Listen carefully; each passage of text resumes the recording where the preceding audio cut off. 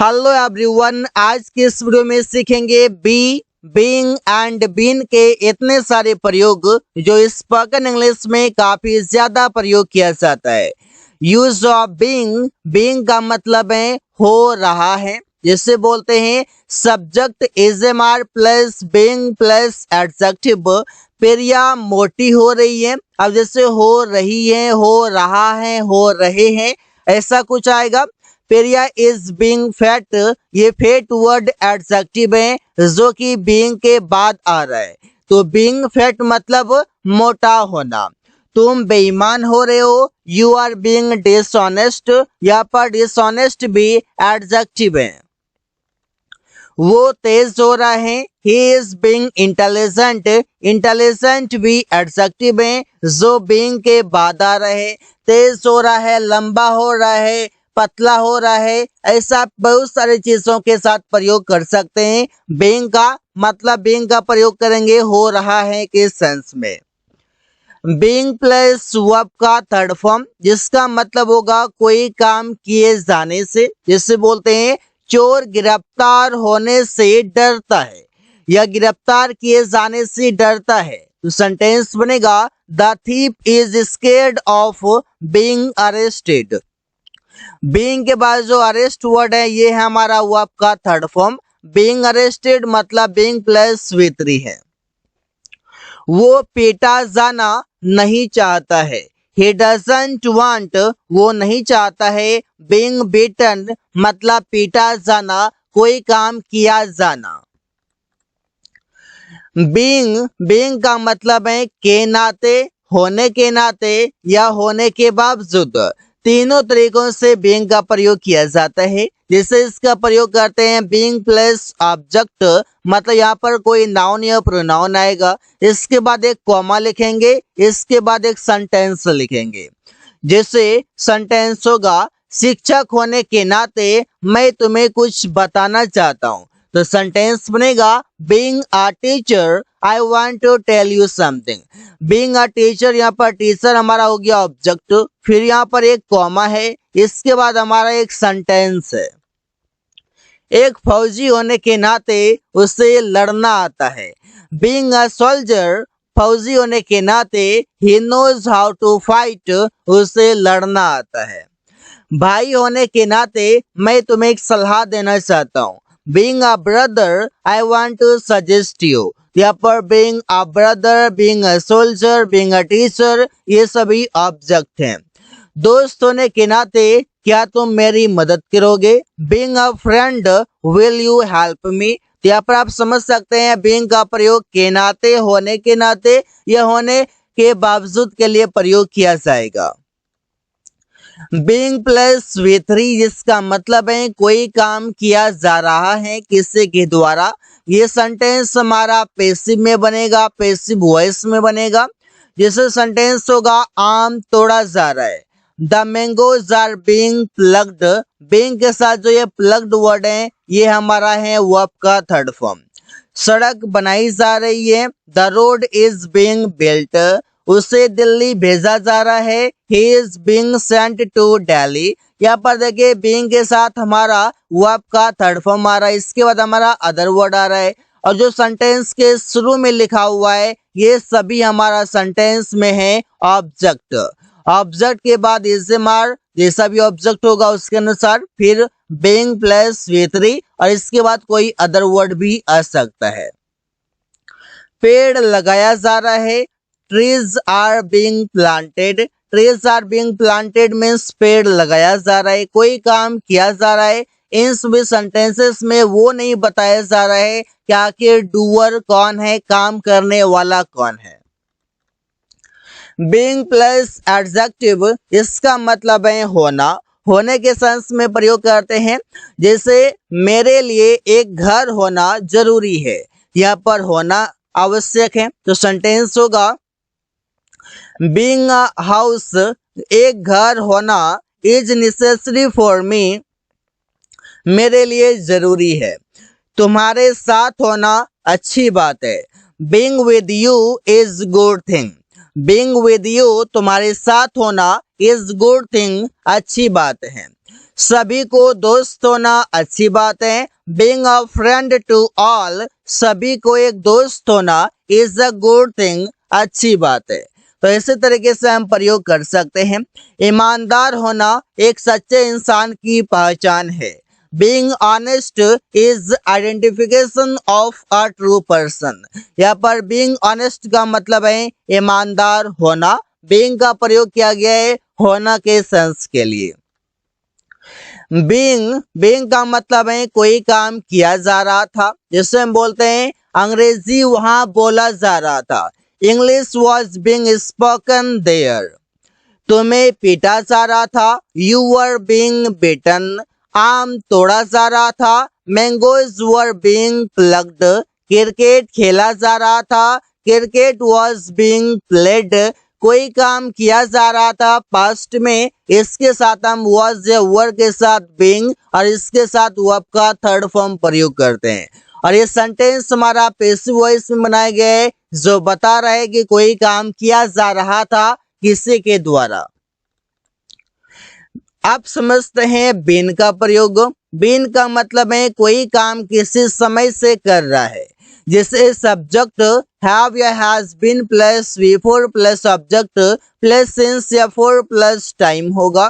वो सुबह से खेल रहा है, किसी टाइम से कोई काम कर रहा है। ही हैज बीन प्लेइंग, वो खेल रहा है सुबह से, मतलब सिंस मॉर्निंग। मैं 5 सालों से यहाँ काम कर रहा हूँ। I have been working here for 5 years। यहाँ पर ये 5 सालों से मतलब फॉर 5 years।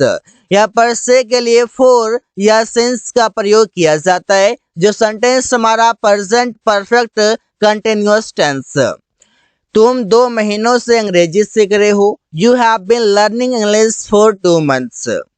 हम लोग बचपन से क्रिकेट खेल रहे हैं। We have been playing cricket since childhood. तो ऐसे सेंटेंसेस बहुत सारे बनाकर प्रैक्टिस कर सकते हैं।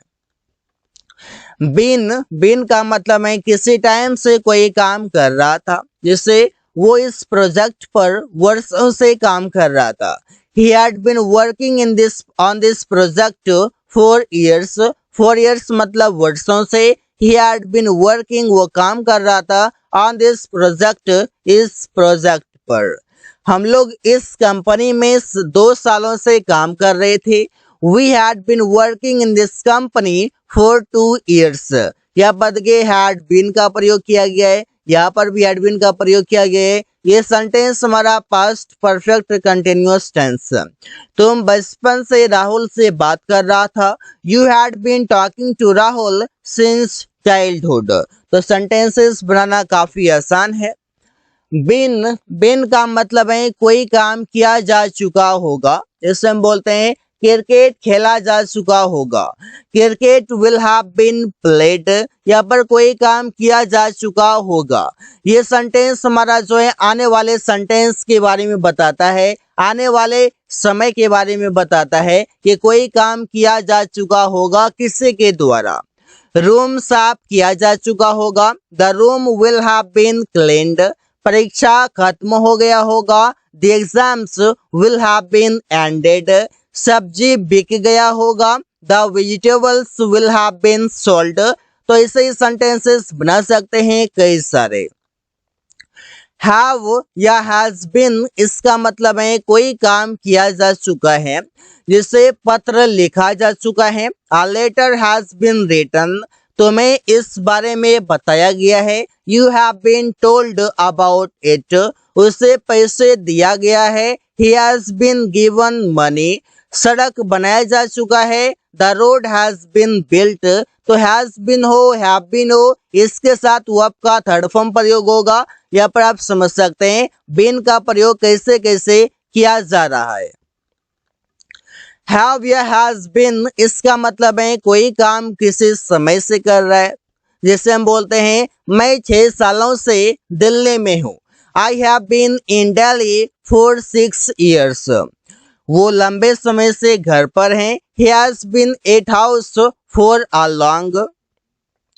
राहुल बचपन से मेरा दोस्त है। Rahul has been my friend since childhood.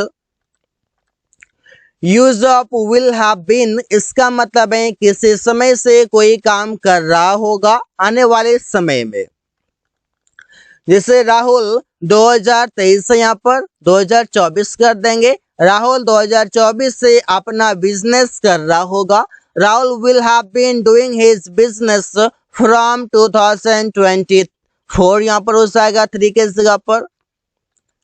हम लोग कल से अपना काम करते रहेंगे। We will have been doing our work since tomorrow, यहाँ पर लिखा हुआ है। सिंस के जगह पर हम प्रयोग करेंगे फ्रॉम, क्योंकि फ्यूचर के सेंटेंस में आप सिंस के जगह पर फ्रॉम यूज करते हैं।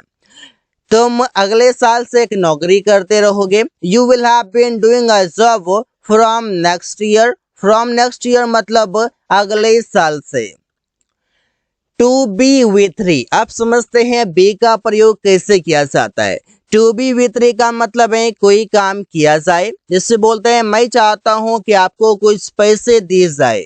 आई want you to be given some money, मैं चाहता हूं कि आपको अंग्रेजी सिखाए। I want you to be taught English. यहाँ पर जो होगा यू जो है हमारा ऑब्जेक्ट है, इसके बाद हमारा to be plus V 3 plus object है। बी का मतलब है होना या बनना, दोनों के सेंस में है। इससे बी के साथ हम एडजेक्टिव का प्रयोग करते हैं। ईमानदार बनो, बी ऑनेस्ट। डॉक्टर बनो, बी अ डॉक्टर। कड़ी मेहनत करने वाला बनो, बी अ हार्ड वर्कर। खुश रहो या खुश हो, बी हैप्पी। तो इससे हम प्रयोग कर सकते हैं। बी का मतलब है हूँ, हो से, जिससे हम बोलते हैं वो अमीर है। He is rich. तुम लोग तेज हो, यू आर इंटेलिजेंट। पेरिया लंबी है, पेरिया इज टॉल। हम लोग छात्र हैं, वी आर अ स्टूडेंट। यह बढ़ गए हाय हूँ हो से हैं। यहाँ पर बताया जा रहा है क्या, यहाँ पर बताया जा रहा है स्टेट ऑफ बीइंग, यहाँ पर बताया जा रहा है क्वालिटी। तो इससे हम बोल सकते हैं बी प्लस कॉम्प्लीमेंट, इसका मतलब होगा था, थे, थी से, जिससे बोलते हैं वो एक डॉक्टर था। He was a doctor. Ravi एक छात्र था। Ravi was a student. Roshan ईमानदार था। Roshan was honest. वे लोग खिलाड़ी थे। They were a player. तो कोई भी चीज था स्टेट ऑफ बीइंग के लिए प्रयोग कर सकते हैं बी प्लस कॉम्प्लीमेंट का। बी का मतलब है गाइस इज एम आर। अगर मैं बात करूं कि बी का फर्स्ट फॉर्म क्या होता है, बी का फर्स्ट फॉर्म होता है इज एम आर होता है। और बी का सेकेंड फॉर्म होता है वॉज या वर होता है। और बी का थर्ड फॉर्म होता है बीन होता है। फोर्थ फॉर्म बीइंग होता है। इस प्रकार से हम प्रयोग करते हैं। तो यहाँ पर आप समझ सकते हैं ना कि बी का मतलब इज एम आर भी होता है, जिससे हम बोलते हैं मैं बाजार जा रहा हूँ। I am going to market, यहाँ पर एम प्रयोग हुआ है जो कि इज एम आर के अंदर ही है। वो रोड पर दौड़ रहा है, he is running on the road. मैं किताब पढ़ रहा हूँ, I am reading a book. यहाँ पर आप समझ सकते हैं कि यहाँ पर रहा है का मतलब है यहाँ पर ऐसे प्रयोग कर सकते हैं। बी का सेकेंड फॉर्म हो जाएगा वॉज या वर, जिससे हम बोलते हैं वो एक पत्र लिख रहा था। He was writing a letter. Priya गाना सुन रही थी। Priya was listening to music. हम लोग क्रिकेट खेल रहे थे। We were playing cricket. तो इसे हम प्रयोग कर सकते हैं, कोई दिक्कत नहीं है। So guys thanks for watching, that's all for today.